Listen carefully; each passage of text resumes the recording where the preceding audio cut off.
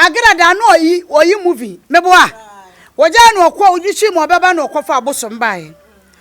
bodamfo se no ya se ne yare ama no ato na ba de odi hunahuna nkwala de o Agradaa motia na wagu nanim asose wagu omo anima wo mo ne wagadere no ehwe ne sa no wo obi di hie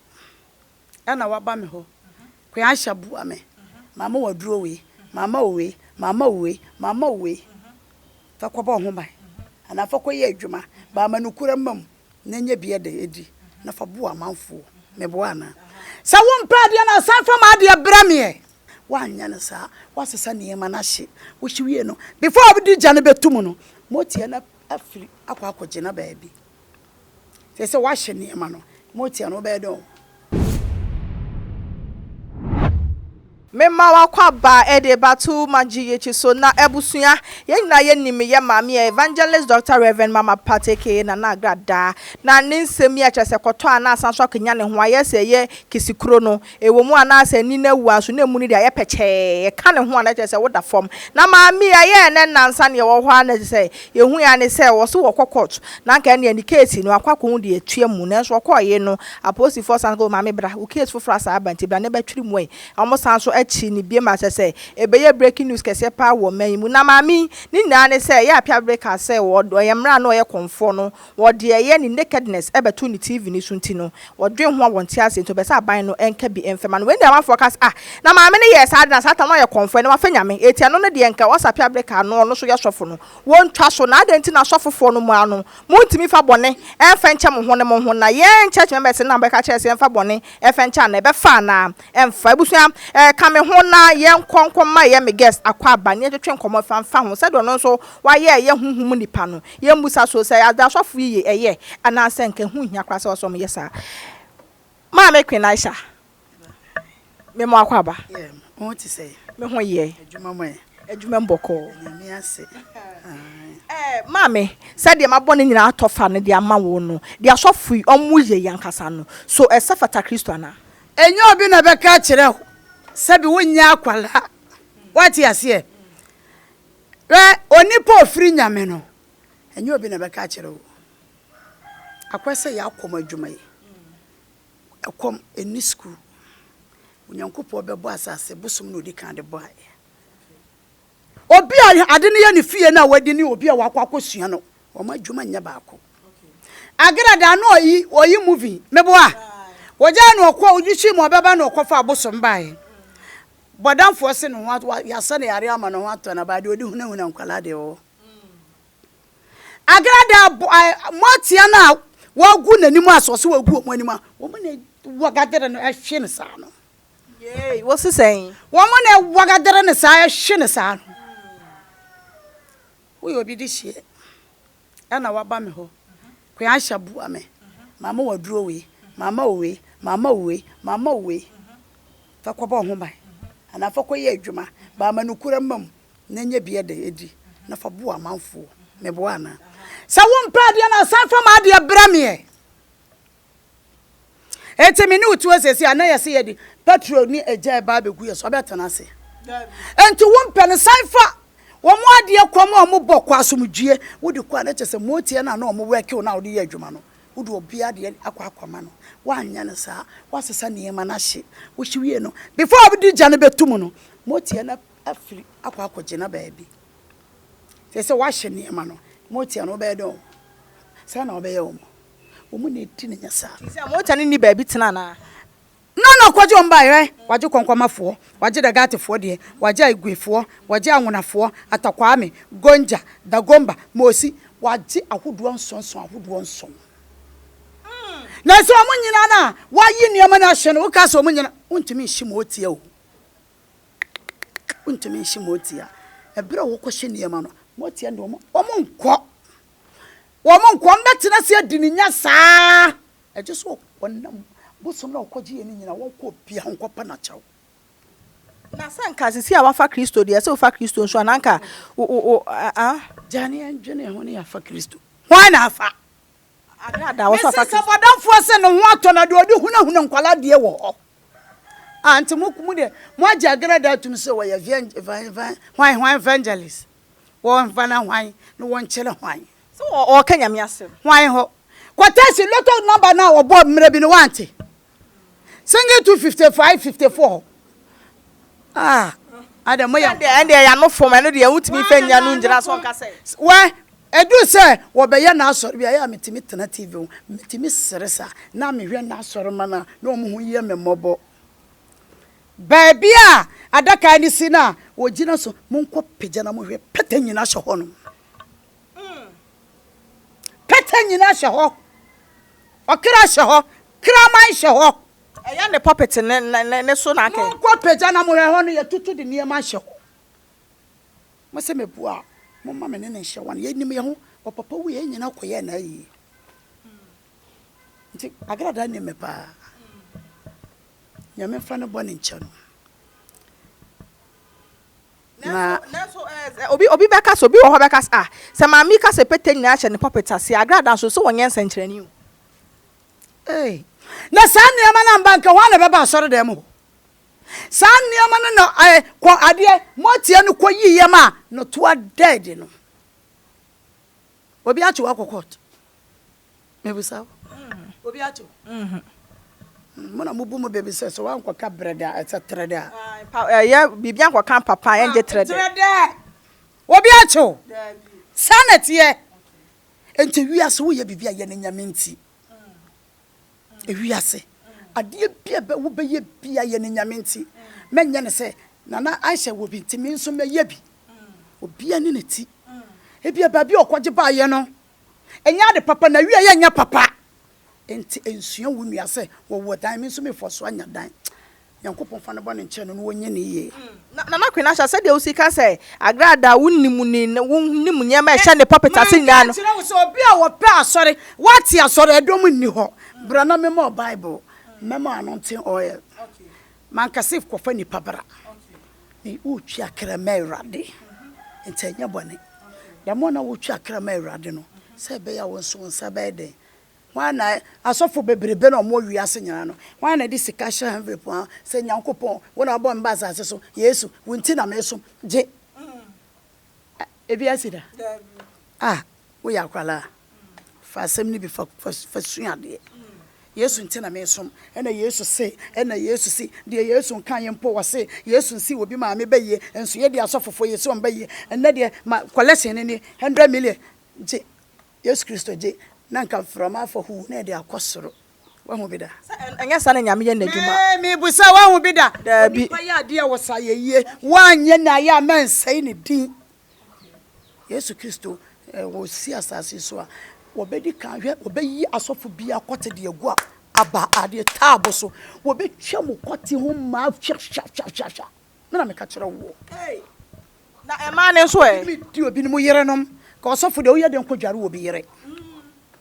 osofo de wo ye de ma obi yere e ba na ha mu ma odi nso huhuru mu aba Bible crack kire se wo ba wanantu ha na se be ma bi hu a wafaw na nti Yesu Kristo wa woro obi ha mu da wasa obi da watu obi da nyame me nye ne ye Nyankopon wo mamu hu sade am ye ne ye bone ye nkonuro no so na nana kwina Isha ba hu sadro bi wa ha eno no sadro we wo no eye ma wonde a wo mu wa aburo kire ne Ghana wo se ade so nana kwa Isha mi ntumi na ponko same na ntue same jata same insha Allah meye we am wadware meye we wo bedware e bia me no kasai wonase atatai wo no obi nkwo wi obi ade ese ye duabo da bi wo ba me de praye we me wo huru yare ne nyina me nua ba ma dware aduro we me nua ba dware nanum bi ba bia wo fure na hye no ne wonan na tata no insha Allah ne nyina ba loose kura esirem ne akokura betimi anya 170 years 80 years enso etimi ware oba 15 years de ma no wada performance no odi ne ma na nyem wo ponko fi se bo ponko ba asase so ne be ma nwuda eje da ponko ne be wu ntimi ni ponko ho ntene ina me de aka ho aye mmeduro no me ni aba ma duro so wo ntimi mfo wo yire a ya na e ma yoro wo eye me da dwene papa be ma de na wo no wo yire ntimi nhye wo mpam enya wusika nti no oba na baaye enya wada enya wuskas nti odomodomu enwin kanwin nti no baaye nti adu no gina wuntimi mmo adwuma na obegya wo sabi akwa sabi di oni binti sa oba no fo na ta otumi yi ade wo mpamu a de obeka wonni adwuma kura obeka sti se braya tena ho na me yi adwuma no mahwo wodi ade cha ma oyire ne 1 million adidiska na sade se na se wontumi mmo adwuma obegya 1 million akọ di baabi a onu ne beboa be ma na me ne nsa kwana no ebi amene o kasai yesi ya to chicken pox wa maw wo ba memo waduro inshallah obedware anase stretch mass wo be ye kama nana kuasa menya aware o me na fofo nyina aware me de me ntumi nware wo ba mema otomagu ase mema elastic pencil na mama pons be di anko wo ba me donyame sa toma ne e ye laki ma e be fra doma be mama e na pons na wa keka we be ba be ma ne be ba be wawo e bia me no kesei wo se nana kuasa diabetes ya ha me ma ne dendende me de ne ko doctor mfa ne nko me nko twa ne nan memu waduro insha Allah ma me ne be no mu de be ma no obesa yara be zati me donyame bosome okwa diabetes na ko nana kuasa me yere ma ware no ekwo be 10 years wo nteme nwo wo yere ne nya bonyine wo busa wo ho se wo be ma na hodi wo ma na esense be ma na akomo no munya dia wo ne wo yere betena wo fepepepe awo no nya de emma nana kuasa bosome bia metimi chima be 20 ana moja egu mi sa ampa sa wo ketra ma we anka sentia panyina won to sa moja na mma oba bi okura de bia moja ne gu no sa ebra nye se wo chima memu waduru am wanno moja no so betwa na so mensese dura wo benya na kama nana kuasa mesra wo bua me se metodi ayenton sika so nyina mensa ampa wonsa ne abomo tokuru memu wade wo be wo ho na mama okunfa ekunu samana dware sra spray no sika beje na wonsa mu koton ade enso ayebeto nana kuasa me pese me hyeme ma ame ne papa ni monyam enti mama America lotto mama lotto ni bi insha Allah wo be zati okwa wo benya kwanya kwa America wonso ma ame ne papa wo mu ani beche nana kuasa me wa brochire me nya adwuma nye nana kuasa se frɛ me mema wade am waye wo de be puni jam insha Allah wo benya adwuma wa America bonten aye nana kuasa ade am kan da bia ne sa soro bi ne ha me eya manum wanka mentumi nya adwuma mentumi nkyere nkwala school mentumi nya hwe nana kuasa se memu adu am waso enum nka na beko asoro bi ne so ebe dai kwara nana kuasa adidi atome ana so obi de me akokot ma to asase o ma dani asase na mani pa foforo wo ba me ekra do we di amawo wo de bonana ni di mprensa kasi fatu botom kwanana no obeji asase na amawo eya kwato asam so a ba modi na pajaji ni di ana lawyer ni di bonidi prensa kasi so fa che obotom ko medonyame simple kwa medonyame won kran kwandia wo boa na kwenansha me hu aduro bi wa ha se me pasem we eye de ya sa aduro wa na me kata sa wona wo yire to na sa wo ma woni ni mienu nyina na bedi sister say wa wode na no yare wo ho a we na be sa na yare mo pa mo betumi de aye nkra mo mfa magintum mo mfa jenentum mo mfa chichie ba nam bia empen na mono no anon kwan na wonu kunu wo betumi asesa na mo we ana mo mfa ngu kokom inshallah bosome chimana wa chimana wontima biom wo benyam ti asama na me no ketie na sopam ebia na me ma wo yare di yare afra ne etwere edam junso kurobo ababaso henia ye twena eda o ball na eda wo hwo mo kakraka no eno America lotto chicken pox fibroid hepatitis B HIV what yare na making kan no edam etwere American lotto me to ade ayento sika nyina mensam HIV junso kurobo utie me ba ma munya de me drop nada fa number na frame number ne 055 123 2721 055 123 2721 anasa ya fi aware ani ho yesi abo abusua ne dua ne nyina na nakwa ahye se wo beba be yi ne nyina afiro wo fa number na no wa frame ربنا اتنا في الدنيا حسنه وفي الاخره حسنه وقنا عذاب النار ربنا تزغ قلوبنا بعد إذ هديتنا وهب لنا من لدنك كرامة إنك أنت الوهاب سبحان ربك رب العزة عما يصفون والسلام على المرسلين الحمد لله رب العالمين اللهم صل على محمد وعلى آل محمد كما صليت على إبراهيم وعلى آل إبراهيم وبارك على محمد وعلى آل محمد كما باركت على إبراهيم وعلى آل إبراهيم في العالمين إنك حميد مجيد السلام عليكم آمين نانا كناشا ansa na me sole no me dem pasem kakra pa se obi wo honom na se wo protection se be bone ho ban ya obetimi aba won kya na enna me dabia me kasa asem wese be ma na se wo ba be ma kura na no hunya me kese obetimi na mo na an robe saba be takio e wade a me de be ma wo e ye kawa odi be hye wonsa an robe se be ti o ka ne dede o mbe takio obi aba wo de o muntumi ntakio ana wona ho betumi akwa akohie ntokwa emu oden kanka mo amu aburuchire no